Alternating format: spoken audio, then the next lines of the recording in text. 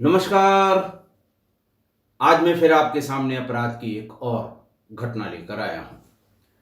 आज के अपराध की घटना पुरानी है, लेकिन उसका परिणाम एकदम हालिया है। हाल फिलहाल में उस अपराध के परिणाम की घोषणा अदालत से हुई है। आज का प्रदेश है मध्य प्रदेश, जिला है सतना। 31 जनवरी 2022 31 जनवरी 2021 थाना सिटी कोतवाली सतना, एक दंपति महिला रुक्मिना केवट और पुरुष राम नरेश केवट ये थाने पर पहुंचे। थाना प्रभारी महिला अधिकारी थीं, जिनका नाम श्रीमती अर्चना द्विवेदी था। उनको ये बताया कि मेरी 22 साल की बेटी भानु, वो 18 दिसंबर 2021 को 18 दिसंबर 2021 को, और ये लोग गए थे 31 जनवरी 2022 में। मैंने शायद 21 बताया है। 18 दिसंबर 2021 को वहीं पड़ोस में एक डेंटल क्लिनिक चलाने वाले डॉक्टर आशुतोष त्रिपाठी के पास के यहाँ नौकरी करती थी। पहले रिसेप्शनिस्ट थी और उसके बाद वहीं पर नर्स हो गई थी। सामान्य रूप से वो शाम को 6-7 बजे तक वापस आ जाती थी, लेकिन उस दिन वापस नहीं आई और आज 42 दिन हो गए हैं, उसका कुछ पता नहीं लग रहा है। थाना प्रभारी ने पूछा कि 42 दिन तक आपने आखिर क्या किया? क्या आप अपनी बेटी को इतने दिन तक ढूंढती रही? उसने कहा नहीं। चूंकि डॉक्टर आशुतोष त्रिपाठी के क्लिनिक पे काम करती थी, उस दिन रात में नहीं आई। कभी कभी किसी ऑपरेशन के चक्कर में या किसी पेशेंट के चक्कर में 9-10 बज जाते थे, तब डॉक्टर साहब खुद ही उसको घर पे छोड़ने आते थे। 10 बजे के बाद थोड़ा सा परेशानी होने लगी और सवेरा होते ही हम लोग क्लिनिक पर पहुंच गए। डॉक्टर साहब अपने सामान्य समय से लगभग 9:15 बजे आए। हम लोगों ने पूछा कि कहां चली गई भानु। यह भी बताया कि भानु LLB फर्स्ट ईयर में थी। यह भी बताया कि हमारी कुल 4 बेटियां ही हैं, हमारे कोई बेटा नहीं है। हमने अपनी बेटियों को अच्छे से पढ़ाया है।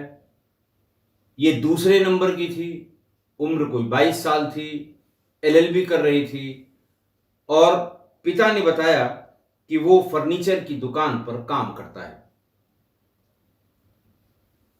इसी बीच डॉक्टर के यहां आने जाने वाले किसी पेशेंट ने मेरी बेटी से संपर्क किया और कहा कि डॉक्टर साहब को एक रिसेप्शनिस्ट की जरूरत है। मरीजों की भीड़ ज्यादा हो रही है और जो उनका कंपाउंडर है वो कम पढ़ा लिखा है, संभाल नहीं पाता है। वो किसी पढ़े लिखे लड़के या लड़की के लिए कह रहे थे। भानु को लगा कि वो पढ़ी लिखी भी है, होशियार भी है। माँ बाप से पूछकर वो डॉक्टर साहब के यहाँ गई। डॉक्टर साहब ने उसको एक नज़र देखा, थोड़ी सी बात की और कहा कल से आने लगना। तनख्वाह तय की 3,000 रुपये प्रतिमाह। 3,000 रुपये प्रतिमाह भानु और उसके परिवार के लिए अच्छी रकम थी। 3,000 रुपये में वो अपनी बाकी के छोटी दोनों बहनों को अच्छे से पढ़ा लिखा पाती और अपना भी खर्चा उसे माँ बाप से न लेना पड़ता। ये सिलसिला बहुत दिनों तक चलता रहा। शुरू में वो रिसेप्शन पे बैठती थी, बाद में डॉक्टर साहब ने उससे ये कहा कि जो महिला मरीज आती हैं दांत अपना दिखाने के लिए, उनके उनके उनके ट्रीटमेंट के लिए वो उनकी मदद किया करे। और धीरे धीरे उसको नर्स की पोशाक दिलवा दी, तो वो नर्स की पोशाक पहनने लगी। देखने में अच्छी लगती थी वो नर्स की पोशाक पहने हुए। हम लोगों को भी बड़ा गर्व होने लगा कि बच्ची हमारी इतनी पढ़ी लिखी है कि डॉक्टर साहब के यहाँ वो नर्स की नौकरी करने लगी। आगे उसने कहा कि जब हम लोगों ने पूछा तो डॉक्टर साहब ने कहा कि आप परेशान मत होइए, उसकी बहुत अच्छी जगह एक बड़े अस्पताल में नौकरी लग गई है। उसने डेंटिस्ट का काम यानी मेरे असिस्टेंट का काम या डेंटल सर्जन के नर्स का काम वो बहुत अच्छी तरह से जान गई थी। उसे लगभग 3 गुनी सैलरी पर उस हॉस्पिटल ने रख लिया है। ये बात सुनकर माँ बाप ने बताया थाना प्रभारी को कि हम लोगों को बहुत खुशी हुई। हम लोगों ने डॉक्टर साहब से ये जानना चाहा कि कहाँ पर लगाई गई। डॉक्टर साहब ने कहा देखिए वो थोड़ा दूर है और अभी उसने मना किया है। उसने कहा है कि हम जब पहले महीने की तनख्वाह पा जाएंगे तब खुद ही घर आएंगे और फिर अपने माँ बाप और बहनों को लेकर यहाँ पर आएंगे ये दिखाने के लिए कि वो कितने बड़े अस्पताल में अच्छी नौकरी कर रही है। इस बात से संतुष्ट होकर माँ बाप घर चले गए। तीसरे दिन या चौथे दिन डॉक्टर फिर मेरे घर पर आए और उन्होंने ये कहा कि उसका जो मोबाइल था वो खराब हो गया है और उसने मुझसे कहा है कि उसका दूसरा मोबाइल जो मेरी बहन के पास रहता है, छोटी बहन के पास, उसको लेते आइए। छोटी बहन ने सहर्ष खुशी खुशी वो भानु का वो मोबाइल भी डॉक्टर साहब को उपलब्ध करा दिया। डॉक्टर साहब उसको लेके चले गए। इस बीच में 4-5 दिन बाद रुक्मिना यानी भानु की माँ ने कहा कि जब मेरी बहुत घबराहट अकुलाहट होने लगती थी बच्ची के लिए तो मैं डॉक्टर साहब के पास जाती थी कि डॉक्टर साहब कुछ तो आइडिया दीजिए, हमें कुछ हिंट करिए कि आखिरकार वो कितने बड़े हॉस्पिटल में है, कहाँ पर है, कैसे है, हमारी बात ही करा दीजिए। वो ना हमको हमसे फ़ोन से बात करे, लेकिन हमारी बात ही आप अपने फ़ोन से करा दीजिए। डॉक्टर साहब उस समय फ़ोन मिलाते थे और फिर ये कहते थे कि लगता है वो किसी पेशेंट के पास है, मोबाइल उसका स्विच ऑफ है। और इस बीच में वो करीब 3 बार स्वयं भी मेरे घर पर आ गए और यही बताते रहे कि बस अब 1 महीना होने वाला है, वो किसी भी दिन जिस दिन उसको सैलरी मिल जाएगी वो आप लोगों को आएगी, बताएगी, मिठाई खिलाएगी, अपने साथ उसी हॉस्पिटल में ले जाएगी जहां उसने नौकरी शुरू की है।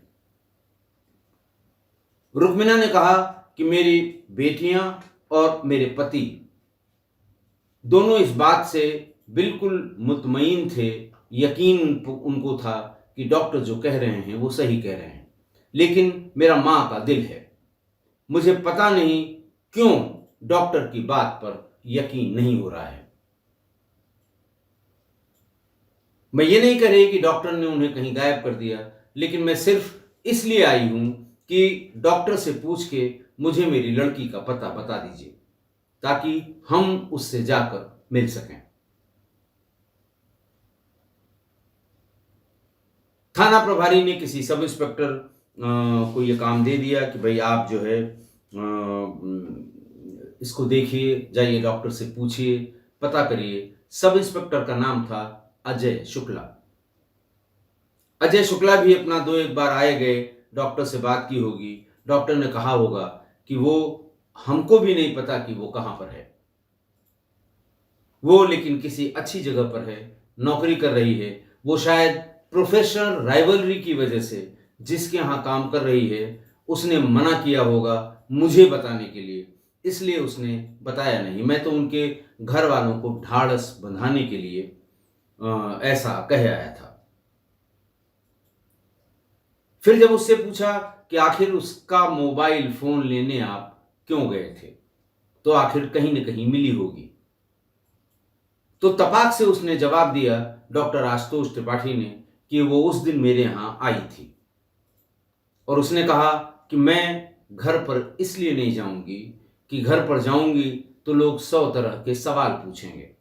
कहाँ पे हो, कैसी हो, कितनी तनख्वाह मिलती है, कौन-कौन से डॉक्टर हैं, कितने मरीज आते हैं, इस तरह की बातें पूछी जाएँगी।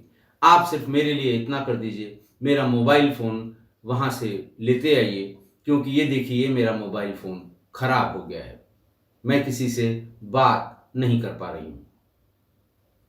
अजय शुक्ला ने पूछा फिर उसके बाद उन्होंने कहा मैं गया अपनी मोटरसाइकिल से और स्कूटर से मैं अपनी स्कूटर से गया, उनके यहाँ से मोबाइल लाकर मैंने उसको दे दिया। पूछा गया कि आपने ये क्यों नहीं बताया कि मेरे क्लिनिक में मौजूद है वो, ताकि उसकी बहनें या उसकी माँ आकर उससे मिल लेती। डॉक्टर ने फौरन उसका जवाब दिया कि भानु ने मना किया था कि रिक्वेस्ट की थी कि आप ये कतई मत बताइएगा कि मैं यहाँ हूँ, क्योंकि फिर वो लोग आएंगे, घेरेंगे, मैं फिर अपनी माँ बाप की और बहनों की जिसको वो कहते हैं उनके लाड़ प्यार में या दुलार में न जा पाई तो फिर हमारा बड़ा नुकसान हो जाएगा। सब इंस्पेक्टर अजय शुक्ला को ऐसा लगा कि इसकी बातें बिल्कुल ठीक हैं। डॉक्टर है, सम्मानित आदमी है, आसपास के लोग इसका बड़ा सम्मान करते हैं। कह रहा है तो सही ही कह रहा होगा। इस बीच में गुमशुदगी लिखवाने के बाद 15 दिन तक रोज रुक्मिना यानी भानु की मां थाने पर जाती थी। इनसे पूछती थी, उनसे पूछती थी, डॉक्टर से किसने बात की, क्या बताया उसने, ये क्यों नहीं बताया। 100 सवाल मां के दिमाग में अपनी बेटी के बारे में होते हैं। वो हर तरह से जानने की कोशिश करती थी, लेकिन निराश होकर शाम को फिर घर वापस आ जाती थी। आसपास कई लोगों को उसने बताया कि मैं थक गई हूं। लगभग 50 दिन होने वाले हैं। वो 1 महीने की बात कह रहा था, लगभग 2 महीने होने को आ रहे हैं, लेकिन न तो पुलिस वाले कुछ पता लगा पा रहे हैं, न डॉक्टर कुछ बता रहा है। किसी ने राय दी कि तुम मुख्यमंत्री जी का जो पोर्टल है सीएम हेल्पलाइन, उस पे इसकी शिकायत करो। मैंने उन्हीं की मदद से मुख्यमंत्री हेल्पलाइन पर यह शिकायत की कि मैंने 31 जनवरी 2022 को अपनी बेटी भानु की गुमशुदगी लिखवाई थी। पुलिस ने आज तक कोई कार्रवाई नहीं की। सीएम हेल्पलाइन पर यह शिकायत करने के बाद थोड़ी सी पुलिस में तेजी आई। वरिष्ठ अधिकारियों के पास जब ये शिकायत गई तो उन्होंने ये कहा कि ये सीएम के यहाँ से आई हुई शिकायत है, इंस्पेक्टर स्वयं इसकी जांच करें। अब इंस्पेक्टर के सामने और दूसरा कोई चारा नहीं था। अर्चना द्विवेदी ने यह जांच अपने हाथ में ले ली, वही गुमशुदगी की जांच। उसका वो मोबाइल नंबर जो डॉक्टर साहब ये कह के ले गए थे कि भानु का अपना मोबाइल खराब हो गया है, वो उसने दूसरा मोबाइल मंगाया है, उसका नंबर लिया, पहले मोबाइल का नंबर लिया, डॉक्टर साहब का नंबर लिया और सारे सीडीआर निकालने के लिए क्राइम ब्रांच को भेज दिया। अच्छा, इस बीच में क्या होता था कि भानु के उस मोबाइल से जो मोबाइल डॉक्टर साहब ले गए थे वो उसी का मोबाइल था, भानु का ही, लेकिन वो घर पर छोड़ आई थी। उस मोबाइल से बराबर अपनी बहन को मैसेज करती रही या मैसेज आते रहे कि मैं फलां जगह हूँ, आज मैं यहाँ शॉपिंग करने आई हूँ और बस थोड़ा पैसा और इकट्ठा कर लूँ, अभी मैंने अपना रेंट दिया है, इस महीने में उतना पैसा नहीं बचा है, मैं सबके लिए कपड़े खरीद कर लाऊंगी। इस तरह की बातें वो फ़ोन पर बराबर मैसेज आता रहा और उसकी बहन भी इस बात पर यकीन करती रही कि ज़रूर किसी अच्छी जगह मेरी बहन भानु की नौकरी लगी है, इसीलिए वो हम लोगों के ऊपर भी हम लोगों के लिए भी सामान कपड़ा लाने के लिए कह रही है। बहरहाल जब सीडीआर सारी आ गई तो पुलिस ये देखकर हैरान हो गई कि डॉक्टर आशुतोष त्रिपाठी जिस लोकेशन पर है, सीडीआर में जो सेल आईडी उसकी है, उसी सेल आईडी से उसकी बहन के फोन से मैसेज आ रहे हैं, यानी भानु के मैसेज अपनी बहन को भेजे जा रहे हैं या रिसीव हो रहे हैं सेम लोकेशन पर। पुलिस का माथा ठनका कि ये कैसे हो सकता है कि जिस लड़की को ढूंढा जा रहा हो, जिस लड़की ने अपना मोबाइल अपने घर से डॉक्टर के मार्फत मंगवाया हो, वो डॉक्टर सेम लोकेशन पर हैं पिछले काफी दिनों से, कम से कम 50-55 दिनों से। पुलिस यानी अर्चना द्विवेदी फिर स्वयं पहुंची वहां पर डॉक्टर के क्लिनिक पर और डॉक्टर से कहा कि डॉक्टर साहब जरा सा आप अपने मोबाइल से मेरे नंबर पर हेलो भेजिए ताकि मैं आपका मोबाइल नंबर फीड कर सकूं। डॉक्टर ने बिना हिचक के व्हाट्सएप पर हेलो भेज दिया। फिर उन्होंने कहा कि आप एक मिस्ड कॉल करिए। उसने मिस्ड कॉल भी कर ली। फिर वहीं से उन्होंने अपने सर्विलांस सेल को फोन करके पूछा कि अब जरा लोकेशन देखिए कि डॉक्टर साहब के फोन की क्या लोकेशन है। तुरंत यानी लास्ट अटैच्ड लोकेशन देने में मोबाइल ऑपरेटर्स वो बहुत टाइम नहीं लगाते हैं। लाइव सर्वर पर वो तुरंत देखकर बता देते हैं कि लास्ट कॉल किस। आधे घंटे में वहां से ये कम्युनिकेट हो गया कि वही टावर है जिस पर आप हैं, यानी दोनों लोग एक ही टावर पर हैं। तब उन्होंने कहा कि भाई ये जो नंबर आप बता रहे हैं कि भानु का है जो गायब हो गई है लड़की, इसकी मोबाइल की लोकेशन और आपकी मोबाइल की लोकेशन अभी भी एक जगह आ रही है, ये कैसे हो रहा है। लेकिन वो बहुत तपाक से कि बोले ये मुझे पता नहीं है, कैसे आप ढूंढ लीजिए, ये मेरा क्लिनिक है, घर मेरा यहां से थोड़ा दूर पर है। अर्चना द्विवेदी ने क्लिनिक को अच्छी तरह से देखा। वहां कहीं पर किसी और लड़की के होने की कोई संभावना भी नहीं थी। वो वहां से घर पर गई। घर पर भी देखा, वो हालांकि दूसरा टावर था, लेकिन फिर भी अपने शंका का समाधान के लिए उन्होंने देखा, लेकिन उसका भी कुछ पता नहीं लगा। मतलब उस जगह भी वो लड़की नहीं मिली। फिर उन्होंने कहा कि आप जरा जब मरीजों से खाली हो जाएं, हम आपसे अकेले में बात करना चाहते हैं। थोड़ी देर में मरीजों से खाली हो गए। डॉक्टर साहब ने बाहर सबको रोक दिया। मरीजों को जहां देखा जाता है वहां इंस्पेक्टर ने उनसे नए सिरे से बात शुरू की। किस तारीख की बात है, कब की बात है, कितने बजे निकली थी, क्या कह के निकली थी, कहाँ नौकरी मिल गई ये बता के निकली थी। उस समय की जो उसकी उस फोन की लास्ट कॉल है वो तो आप ही के घर की है। बाहर किसी से कोई बात नहीं हुई है। जितनी कॉल हैं उनमें से 2 आपके पेशेंट की हैं, बाकी सब उसकी बहनों और माँ और बाप के मोबाइल नंबर पर है। तो आखिर उसको कब कम्युनिकेट हुआ कि उसे फला जगह पर आकर नौकरी ज्वाइन करनी है और कब उसने आपको बताया। लेकिन इतनी बार उससे पूछा जा चुका था डॉक्टर से कि वो बिल्कुल रटा रटाया जवाब, बिल्कुल टू द पॉइंट जवाब अर्चना द्विवेदी को देता रहा। पुलिस परेशान हो गई। पुलिस ने उनसे कहा कि अब आपको थाने पर चलना होगा, हमें आपसे और भी पूछताछ करनी है। सीडीआर में लेकर आई नहीं हूं और सीडीआर देखकर आपसे हमें कुछ पूछना है। तब डॉक्टर के चेहरे पे हल्की सी शिकन आई, लेकिन चूंकि वो एक्सपर्ट था अपने एक्सप्रेशंस में, बोला आप चलिए मैं आ रहा हूं, और अपनी गाड़ी से वो थाने पहुंच गया। थाने पर दूसरे पुलिस वालों को और क्राइम ब्रांच के लोगों को पहले से बुला रखा था। डॉक्टर साहब को बाइज्जत कमरे में कुर्सी पर बिठाया गया। उनसे फिर पूछा गया, फिर वही रटे रटाए किस्से उसने पूरे बता दिए। बार बार एक ही चीज सुनने के बाद पुलिस को लगा कि ये ऐसे नहीं बोलेंगे।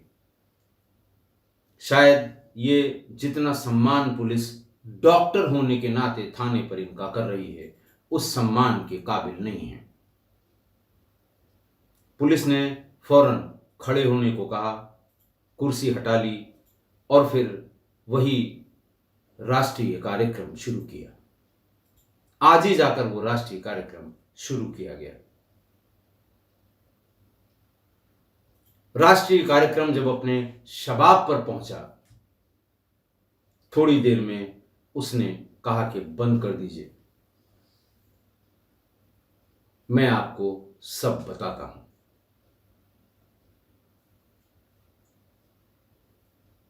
और फिर जब उसने बोलना शुरू किया तो पूछताछ करने वाले पुलिस वालों और अर्चना द्विवेदी, जैसा वो कहती हैं कि उनकी रूह कांप गई। उसने सिलसिलेवार तरीके से बताया कि सामने से जब ये आती जाती थी, मेरी नजर इस पर पड़ गई थी।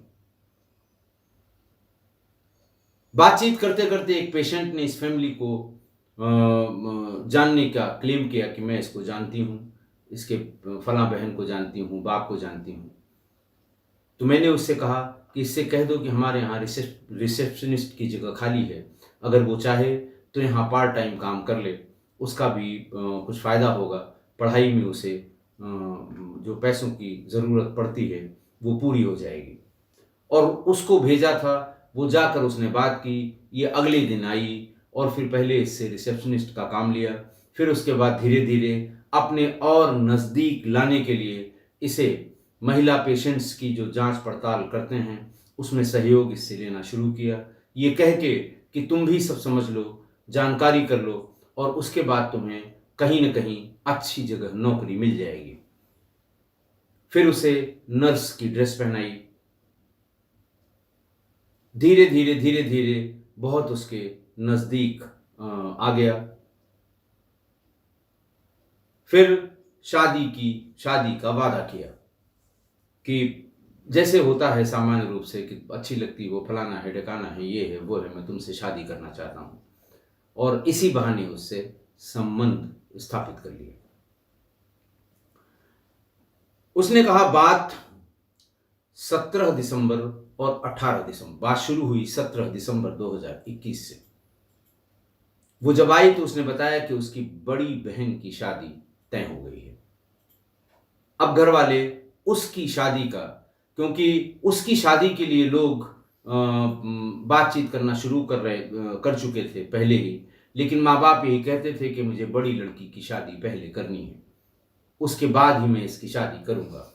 और जब बड़ी बहन की शादी तय हो गई तो अब महीने, 2 महीने, 4 महीने में ही घर वाले मेरी भी शादी तय कर देंगे और हो सकता है दोनों बहनों की शादी एक साथ एक डेट पे की जाए।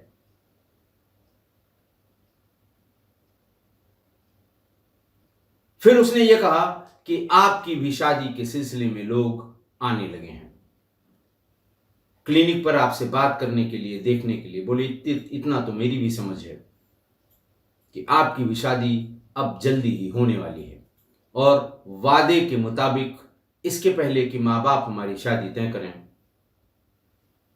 आप हमसे शादी कर लें, जैसा आपने पहले मुझसे कई बार वादा किया है। उसने कहा कि उस दिन मैंने किसी तरह से बातचीत करके, शाम का टाइम हुआ, क्लिनिक बंद होने का टाइम हुआ, वो चली गई, मैं अपने घर चला गया। अगले दिन फिर जब 18 दिसंबर 2022 की बात है कि जब दोपहर के बाद थोड़ा सा पेशेंट कम हुए तो फिर उसने वही बात शुरू की कि मैंने कल आपसे पूछा लेकिन अभी तक आपने इसका कोई जवाब क्यों नहीं दिया।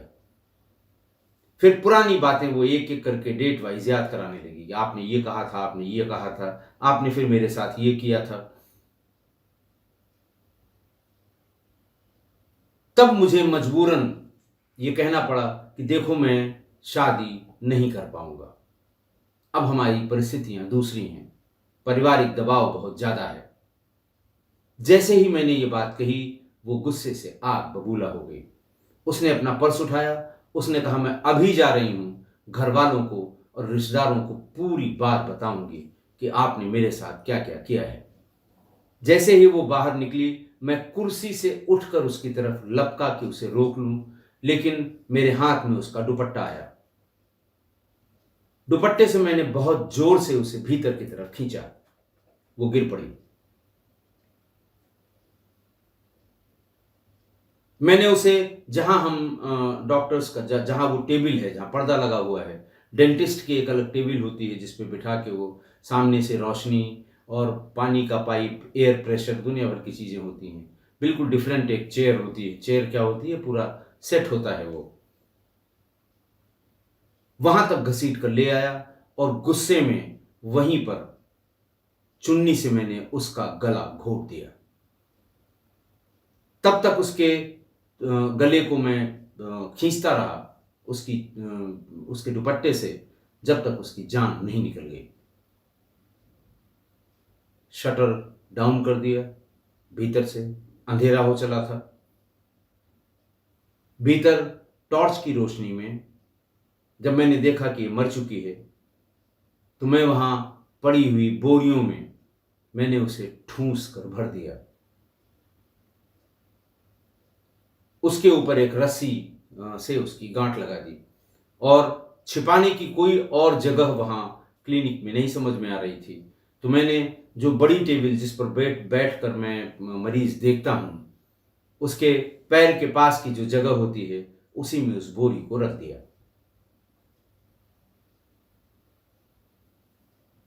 और करीब करीब 1 घंटे तक उस बोरी पर पैर रखकर मैंने एक आध मरीज भी देखे और अपना कुछ हिसाब किताब का काम करता रहा। और इस बीच में पैरों से ये आहट लेता रहा कि कहीं इसमें कोई हरकत तो नहीं हो रही है। जब मैं कंफर्म हो गया कि ये मर चुकी है, बोरी के भीतर कोई मूवमेंट नहीं है, मैं उठा, मैंने ताला बंद किया, शटर डाउन किया, ताला बंद किया और घर चला गया। अगले दिन मैं बिल्कुल परफेक्ट टाइम पर 10:30 बजे क्लिनिक पर आ गया। बाहर मुझे इसके माँ बाप मिले। मैंने उनको पहले से सोच रखा था, रात में सोया नहीं था, कि इन्हें क्या बताना है जब ये पूछने आएंगे। मैंने बताया कि अच्छी जगह नौकरी कर ली है और खुद संपर्क करेगी, बहुत अच्छी तनख्वाह वहाँ मिल रही है, वो बिल्कुल ठीक है, वो खुद संपर्क करेगी। उसने मना किया है कि मैं किसी को ये बताऊं कि वो कहाँ पर है। इसने कहा कि मैं कुछ टाइम गेन करना चाह रहा था। फिर उसके बाद मरीजों का सिलसिला आना शुरू हुआ और पूरे दिन मैं मरीज देखता रहा और पैरों से उस बोरी पर उसमें जानने की कोशिश करता रहा कि कोई हरकत तो नहीं हो रही है। पूरा दिन वो उसी मेज के नीचे बोरी में बंद पड़ी रही और मैंने दसियों मरीज दिन भर में देख लिए। शाम तक मौका नहीं मिला, फिर मैं ताला बंद करके फिर अपने घर को वापस चला गया। दूसरे दिन भी लगातार यही हुआ, जरा सा भी मौका नहीं मिला। फिर मैंने ये देखा कि अब तो इसे यहां से इसका डिस्पोजल करना होगा, क्योंकि नेक्स्ट डे जब मैं आऊंगा तब इसमें दुर्गंध आनी शुरू हो जाएगी। हालांकि दिसंबर जनवरी की कड़कड़ाती सर्दी उस समय पड़ रही थी। जब मैं क्लिनिक के बाहर निकला और मैंने सोचा अब आखिर इसका क्या किया जाए, तभी मेरी नजर पड़ी क्लिनिक के बगल में रैन बसेरा और एक टॉयलेट देखकर।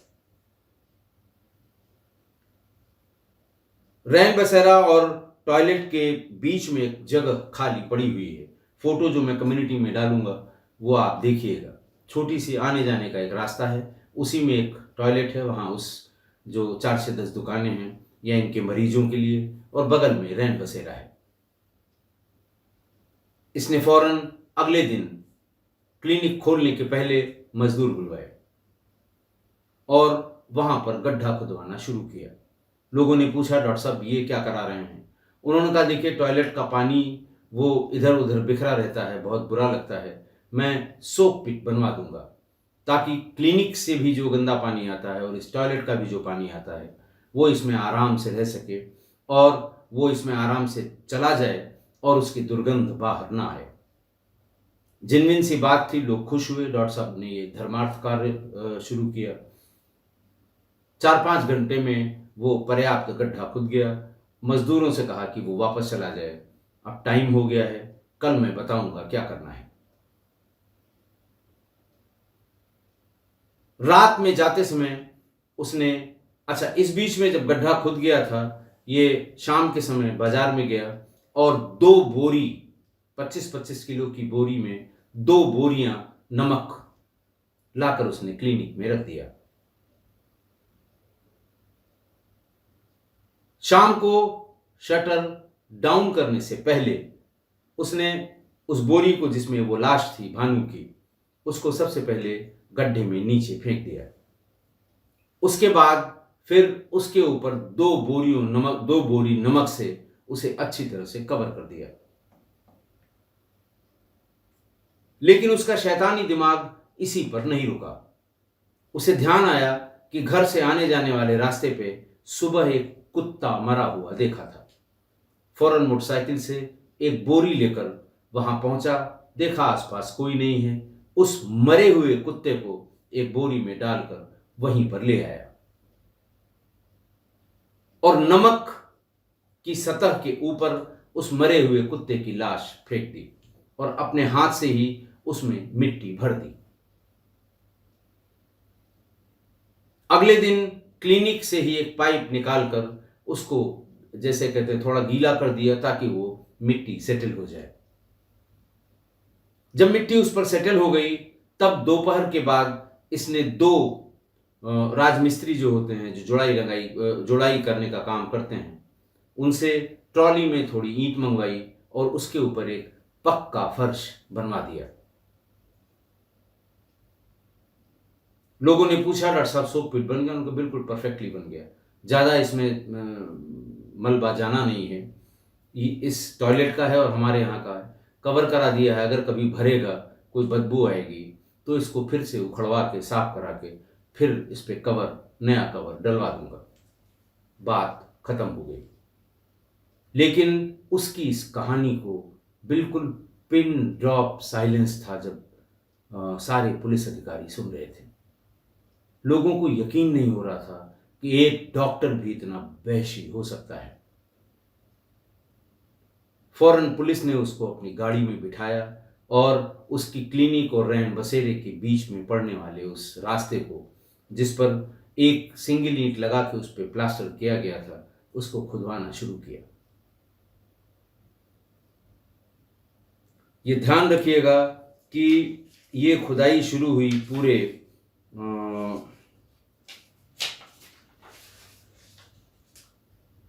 58 दिन बाद, यानी जब उसने 18 दिसंबर 2021 को उसे मारा था, उसके बाद 20 फरवरी 2022 को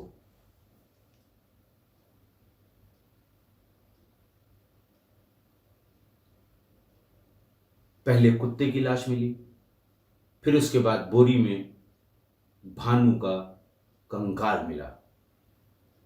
लेकिन एक अच्छी बात थी कि जिस दुपट्टे से मारना बताया था उसने, वही दुपट्टा उसके गले में फंदे के रूप में पड़ा हुआ, चूंकि वो उसका था एक्रेलिक फाइबर का था, इसलिए वो गला नहीं था। उसकी बाकी कपड़े गल गए थे, बिल्कुल समाप्त हो गए थे, लेकिन वो दुपट्टा जस का तस था। बहरहाल डॉक्टर को जैसे ही ये रिकवरी हुई, पूरा कस्बा इकट्ठा हो गया। मोहल्ले का नाम मैंने आपको बताया होगा, धवारी मल्लाहन टोला, जहाँ के ये लोग रहने वाले थे। उस लड़की का पूरा मोहल्ला इकट्ठा हो गया और पुलिस ने डॉक्टर आशुतोष त्रिपाठी को गिरफ्तार करके उसे जेल भेज दिया। चूंकि यह गंभीर घटना थी, महिला संबंधी अपराध था, इसलिए इसकी सुनवाई जल्दी ही शुरू हो गई।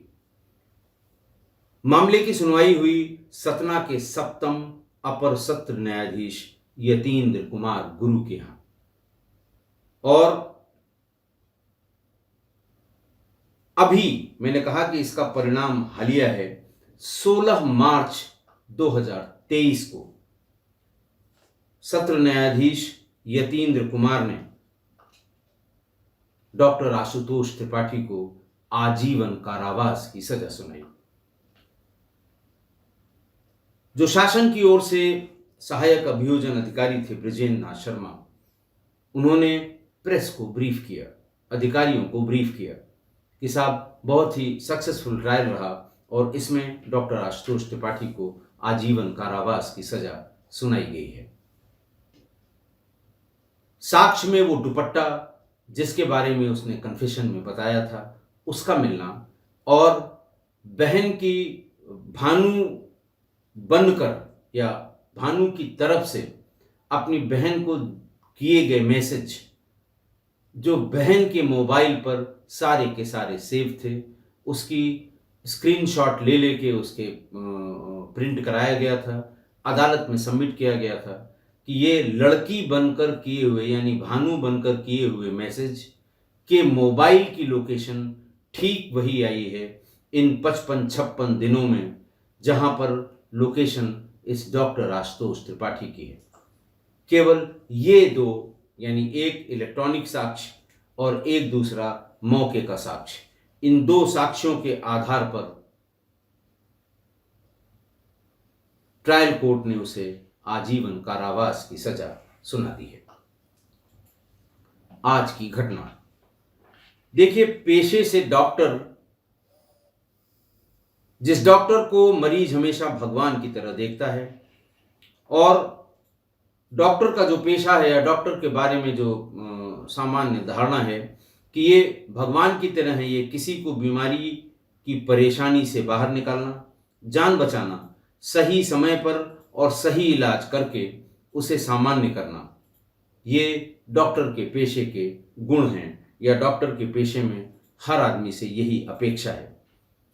अब आप डॉक्टर के बारे में जरा सा सोचिए कि एक ऑपरेशन टेबल पर बड़े बड़े चाकू, कैंची, छुरी, चिमटे, चिमटा, हर तरह के औजार सबने देखे हैं और सबको पता है कि ऑपरेशन टेबल पर जब जाएंगे तो इतने बड़े बड़े औजारों का प्रयोग होगा।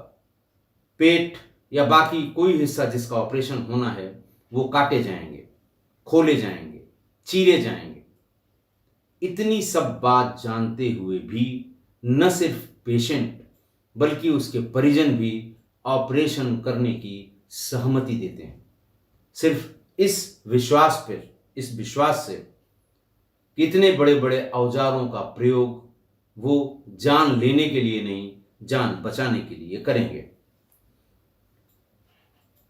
क्योंकि किसी डॉक्टर पर यकीन न करने का कोई कारण नहीं है, वर्तमान में ऐसा कोई कारण नहीं है या ऐसा कोई उदाहरण नहीं है कि डॉक्टर के इस एक्ट पर कोई डिसबिलीव करे।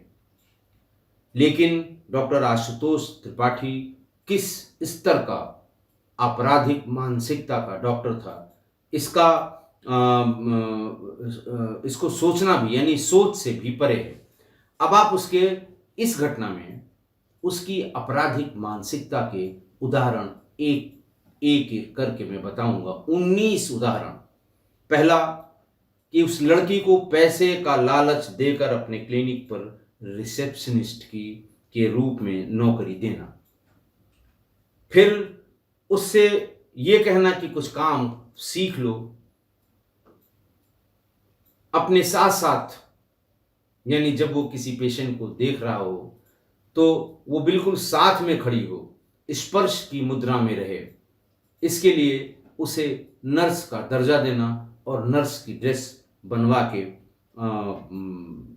पहनवा देना। लालच ये कि तुम कुछ काम सीख लोगी तो बहुत अच्छे अस्पताल में तुम्हें बहुत अच्छी नौकरी दिला दूंगा। दूसरा कि उससे अच्छी अच्छी, मीठी मीठी या सपने दिखाने वाली बातें हमेशा करना। तीसरा, धीरे धीरे उसका शोषण करना शुरू करना। चौथा, फिर शादी का वादा, जब बात थोड़ी आगे बढ़ने लगी तो उससे शादी का वादा करके उससे संबंध बना लिया। जब उसने ज्यादा परेशान करना शुरू किया तो लड़की ने वादे के मुताबिक शादी करने के लिए कहा, और जिस दिन ये शादी की बात हुई, क्योंकि वो जानता था कि वो शादी नहीं करेगा, उसका जो पर्पस था वो सॉल्व हो गया, उसी दिन उसकी दुपट्टे से कसकर उसकी हत्या कर दी। सातवां, लाश को बोरे में बंद कर देना, वहीं अपने वर्क प्लेस पर, वहीं अपनी क्लिनिक पर, जिस पर लोगों का आना जाना लगा रहता है, और उसे अपनी टेबल पर जिस पर वो बैठता है उसी में पैरों के पास जो थोड़ी स्पेस होती है वहां पर रख देना। 2 दिन तक उसी मेज पर बैठकर मरीजों को देखना। लड़की के घर वालों को ये झूठ बार बार बताना कि वो उसकी अच्छे अस्पताल में नौकरी लग गई है, 3 गुना सैलरी मिलेगी, परेशान मत होइए, वो खुद आपसे बात करेगी। 10वां, घर पर आकर उसका दूसरा मोबाइल ले जाना, ताकि वो टाइम गेन करने के लिए भानु बनकर उसके बहन और परिवार वालों को मैसेज कर सके।